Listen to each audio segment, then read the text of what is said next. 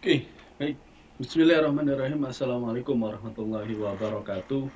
Selamat pagi, salam sejahtera untuk kita semua.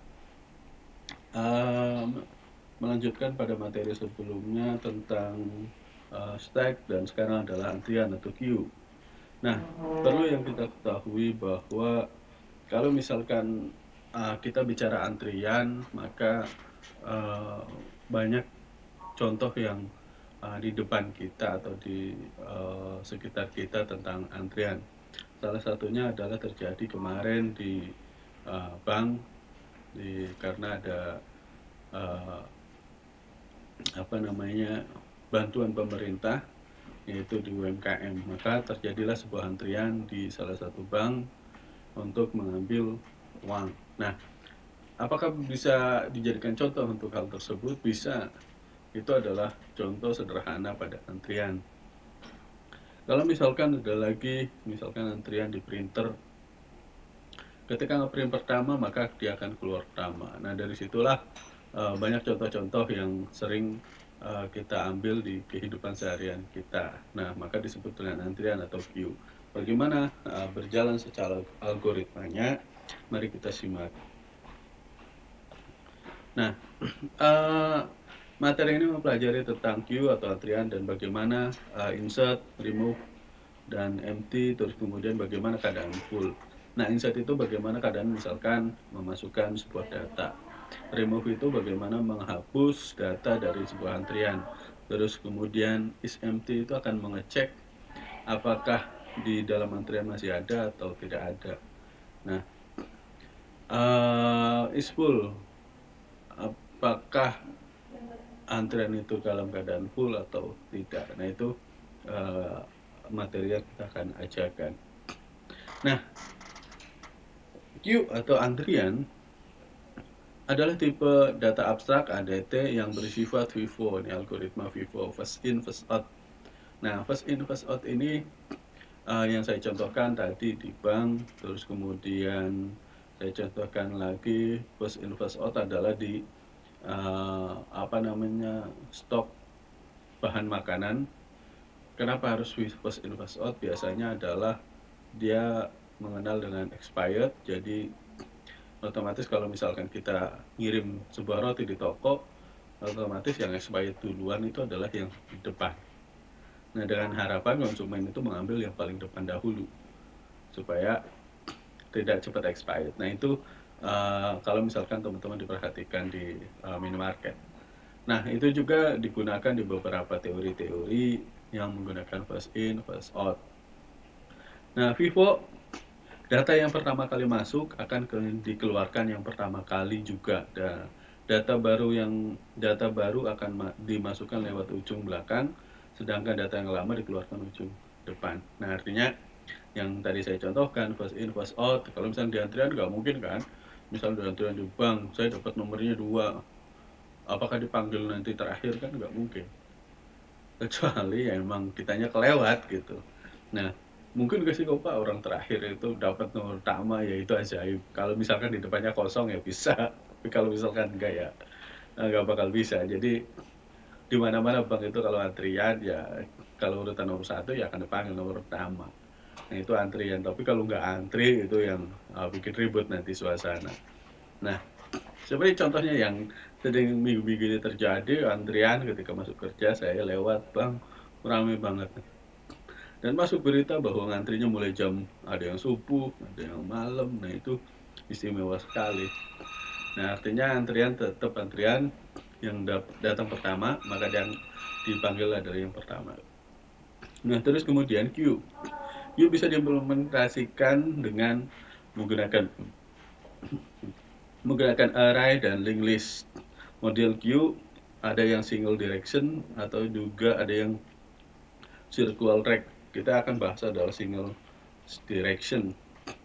Nah, contoh di aplikasi yang mengatur proses dalam sebuah sistem sesuai dengan urutan proses dalam sistem komputer seperti printer, job, spoiler. Nah, kemudian simulasi modeling airport, traffic lalu lintas, klien dan sebagainya. Ya, contoh-contoh di aplikasi di sistem masih sudah banyak ya.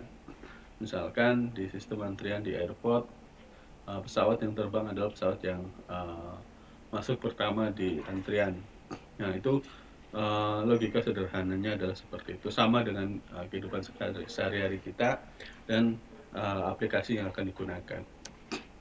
Lalu fungsi dasar tadi menentukan apakah queue dalam keadaan kosong itu disebut empty, lalu menentukan apakah queue atau antrian dalam keadaan penuh is full. Jadi kalau misalkan dia akan ngecek apakah ini antrian kosong is empty menggunakan fungsi is empty. Terus kemudian kita ngecek lagi nih apakah antrian itu dalam keadaan full. Nah itu pakai fungsi is full. Jika queue belum penuh, insert data baru ke bagian ujung. Jadi kalau misalkan kita ngecek dulu nih datanya masih kosong nggak. Kalau masih kosong baru saya input data.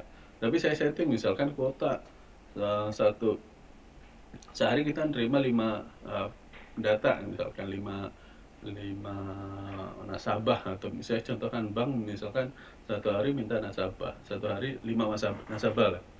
Nah terus kemudian ketika ngecek, oh ini antri di counter 1, kita cek apakah sudah full, belum. Nah maka is full, dia mengatakan false, nanti false dan true. Nah terus kemudian dia ngecek apakah si empty, yes masih kosong.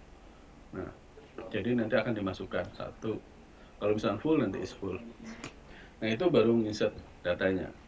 Nah insert itu kan, kalau kita bicara insert itu kan otomatis logikanya seperti ini. Kalau antrian maksimal 5, kalau misalkan sisa 3, otomatis saya masuk paling belakang kan. Paling belakang di nomor 4. Nggak mungkin saya loncat ke nomor 1 atau nomor 2. Jadi kita akan ditaruh di belakang. Dan seterusnya.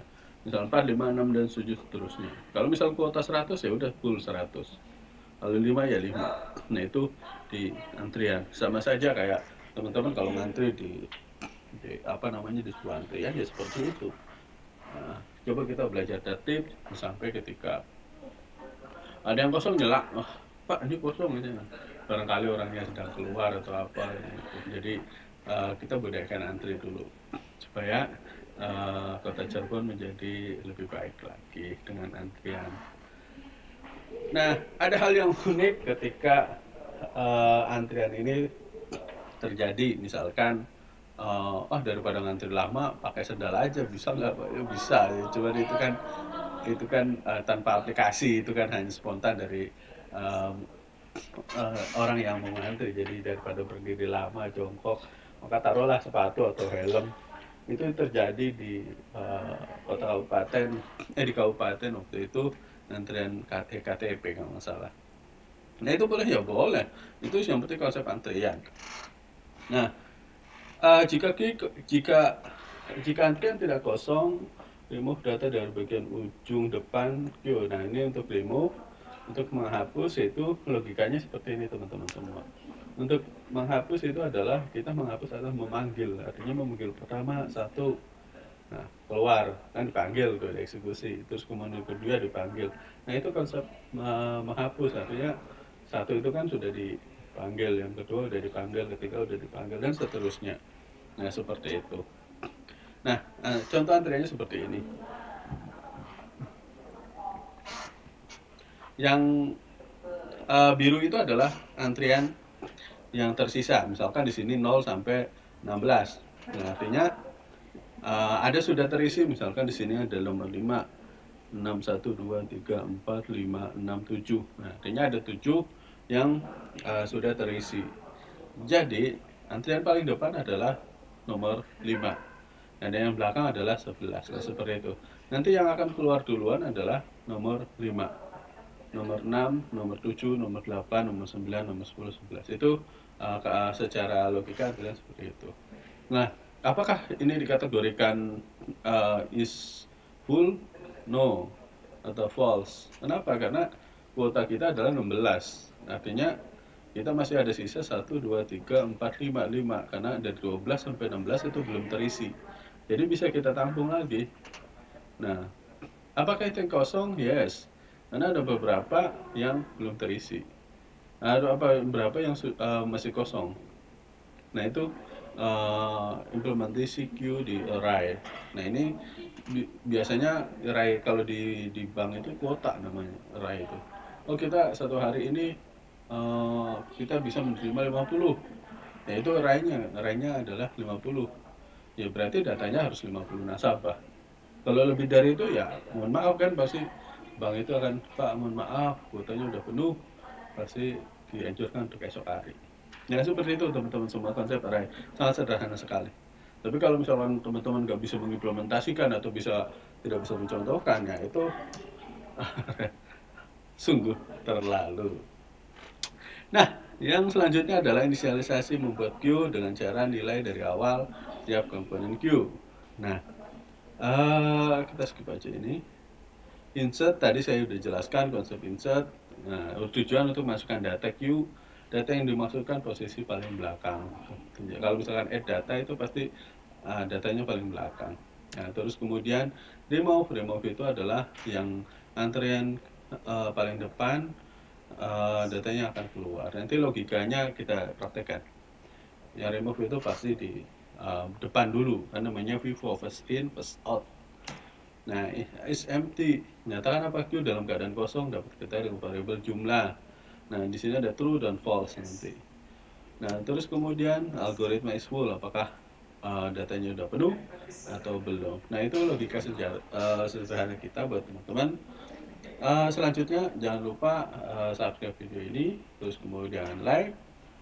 Jadi kita akan praktek, siapkan Google Colab-nya. Terima kasih. Assalamualaikum warahmatullahi wabarakatuh.